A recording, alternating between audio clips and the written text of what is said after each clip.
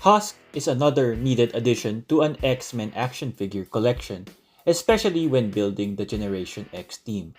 What Kitbash can you do to further demonstrate her mutant power in action figure form? How does she scale with your Marvel Legends collection, especially the X-Men Marvel Legends collection, 1/12 scale and 7-inch scale figures? Welcome back to the channel and thank you for checking out my review of the Hasbro Marvel Legends Husk from the X-Men Nemesis Build-a-Figure wave. According to Marvel.com, Husk can alter the sub-molecular structure under her skin. She can change it to any form, usually stone, steel, or rubber. In the comic books, Husk would shed off her skin and costume. Hasbro gave her a head sculpt where she is steel under her skin. You need to perform a Kitbash to show that her whole body is steel. In my Marvel Legends collection, the only silver ladies I have is Silver Sable from the 2019 Kingpin Build-a-Figure and Jocasta from the Joe Fixit Build-a-Figure. In order to determine whether Husk's head will fit on the Silver Sable body and Jocasta body, we need to compare the neck peg. The ball with the hinge is larger for the older Marvel Legends female body. Unlike Husk, this means the whole of the head of Husk is not large enough for the old female body molds.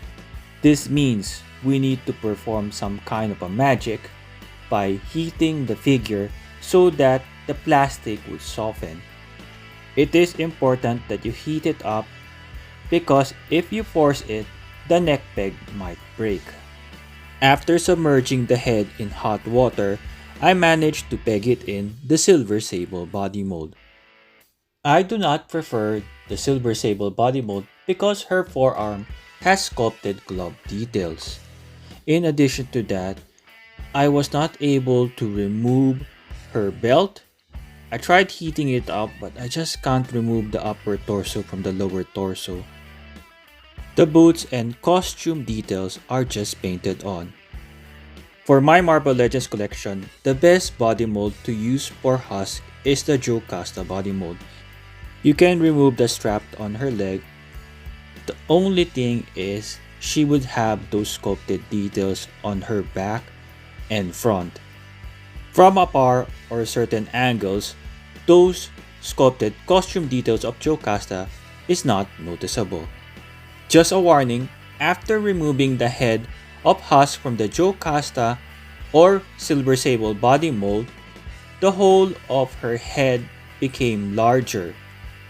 So when I attach it back to the Husk body mold, it is very loose. After a minute or so, it started to shrink back to the original size of the hole. I'm not sure though if you attach the head for a long time whether it will permanently enlarge the whole of the head. Is the Kitbash and tips useful? If it is, I hope you give this review a like, subscribe to my channel, and share this with your friends. For places where the figures in this review might still be available, I left a link in the description below. I'm Tuggernaut! The first head sculpt of Paige is a calm one. She has inkjet printed eyebrows and blue eyes. Notice that there is an inkjet printed dark wash on top of her eyes and under her eyelids. There is a light pinkish wash on her cheeks. It's just like she's wearing makeup. She does resemble Emma Frost in terms of this calm head sculpt. She has blonde hair with some dark wash. The costume is the same as Monet, so it's exactly the same in terms of the design. We can assume that this is based on the art of Terry Dodson. The golden protective gear for the forearms is a removable piece, nicely painted X in red. The knee-high golden boots is a separate piece but it's hard for you to remove it. The costume is comic book accurate to the late 90s Generation X comic book. For accessories, she comes with a pair of open palm expressive hands. These are the hands that you can use to hold on to the ripped skin. These hands can hinge forward and back with some hindrance because of the design of the forearm guard. Bringing the grand total of hands to 4, she comes with a pair of closed fist hands. Just like the open palm hands, the fingernails are sculpted on, and this pair of hands can hinge forward and back. The gold forearm armor prevents the hinging of the hand backwards. Amazingly, Hasbro decided to include a very unique accessory for her, which is a shredded piece of the skin of her face. This is a very soft plastic. There is a hole wherein you can peg one of her fingers in. There's no wash, but there is some sculpted folds in between. It's not very thin like a real skin, so you don't have to worry about ripping it into two. Moving on to a teammate comparison, we have Monet from the Chod Build-a-Figure wave. Even if they wear the same team uniform, Hasbro did some improvements. First is the X zipper. The X logo is red and gold, unlike Monet, which was painted all gold. I'm not sure if this is intentional, but you can see clearly here that it seems the part of this zipper is open. Unlike Monet, which is all closed. The zipper still does not make it to the belt. Only on the upper torso is the zipper sculpted on. Facing each other, you can see there is a difference in terms of the bust size. So the upper torso is not a reuse from the Monet. It is a brand new upper torso. Monet has a larger bust size compared to Paige. As promised by Hasbro, though you get the same type of accessory or costume detail, it won't be in the same color.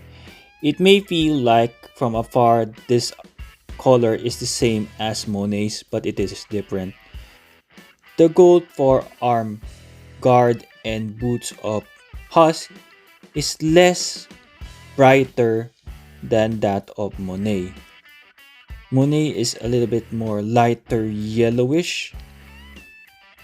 You can see side by side here, it's a different color of gold. But it is the same sculpt. If I zoom in further and put the two boots side by side, you will clearly see that those two colors are different. The gold details of Husk boot is different from Monet. Not only is the gold details a different shade, also the costume or the body itself. Monet has a shiny, brighter red color compared to Husk. For accessories, both Monet and Paige comes with a pair of closed fist hands. They seem to be the same sculpt or mold of closed fist hands, just different color. They also both come with the same kind of open palm expressive hands. Of course, again, the skin color is different, so it's a different color plastic. Unlike M, Husk came with an additional accessory, the alternate head and the skin accessory, which represents her mutant power. For M, it seems that it's only strength for now. There's no penance accessory, but we can do a kitbash for that. The new Hasbro Marvel Legends Husk from the Nemesis Build-a-Figure wave stands 15.3 centimeters or 6 inches tall. According to Marvel.com, Paige stands 5 feet 7 inches tall. This means the action figure height is good for a 6-inch scale figure. Former lovers of Paige, Deluxe Angel in his red costume, and Generation X Chamber. Other Generation X teammates, Jubilee from the Caliban Build-a-Figure wave, which represents a regular teenage body mold, and M from the Chod Build-a-Figure. Recently reviewed figures from the X-Men Nemesis Build-a-Figure wave Extreme X-Men Wolverine and Mr. Cortez. Age of Apocalypse Gambit, borrowing a Marvel Select accessory, and Uncanny X-Force Nightcrawler. Hope you check out that recent review. Spider-Man Retro Figures, Agent Venom, and the Walmart exclusive Venom. For a short male Marvel Legends X-Men 97 Wolverine and regular size male X-Men 97 Cyclops who is in the Vulcan body mode. For a Marvel Legends Spider-Man comparison, for a slightly shorter Spider-Man from the Secret Wars wave and the regular size Spider-Man from the Renew Your Vows 2-pack. Celebrating 85 years of Marvel, Warbird, and the Dark Avengers, Miss Marvel or Moonstone. For a 1/12 scale size comparison, the Medicom Toy Mafex Brown Costume Wolverine, and joining him in the X-Men Blue Team, Gambit. One of the best non-Marvel Legends action figure for 2024, Medicom Toy Mafex Jean Grey as Phoenix, and another X-Men Blue Team member, Psylocke. 6-inch scale loose collector ladies, Darna, Philippines version of Wonder Woman, and Coffin Comics Punisher with a supernatural twist, La Muerta. 6-inch scale Jada Toy Street Fighter ladies, Cammy White, and the SDCC exclusive Next Level Deluxe Player 2 Chun-Li pink version. Jada Toy Street Fighters Ken and Dalsim. 6-inch scale versus 7-inch scale size comparison, the 6-inch scale Hasbro Marvel Legends Rogue from the Juggernaut Build-a-Figure wave, and the 7-inch scale Diamond Select Toys Marvel Select Rogue. 6-inch scale Hasbro Marvel Legends Sabretooth from the 50th anniversary of Wolverine 2-pack, and the 7-inch scale Diamond Select Toys Marvel Select Sabretooth. 6-inch scale Hasbro Marvel Legends Hulk from the Celebrating 80 Years of Marvel wave, and the 7-inch scale Diamond Select Toys Marvel Select Immortal Hulk or the Rampaging Hulk. For packaging, she comes in the standard rectangular Build-a-Figure wave box with a window. You can see the figure and the Build-a-Figure part. On the side is art taken from the Paylax Covenant X-Men comic book event. I believe it's a centerfold art. On the other side is the same art, and on the back, it's the same art as well. Here is a short read-up. Pause it right now if you want to have a read. Here are the other figures in the wave. Some warning, legalities, not for kids age 0 to 3, consumer info, made in China, and the barcode. On top of the box is the X logo. Unboxing Generation X Husk from the Nemesis Build-a-Figure wave. Pulling her out, she comes with 2 plastic trays. The first tray has Husk and her accessories, the alternate head, and extra pair of hands. The other tray contains the largest Build-a-Figure part, the torso of Nemesis, the yellow generic background for Marvel Legends. For articulation, her head can move slightly side to side with some hindrance from her hair.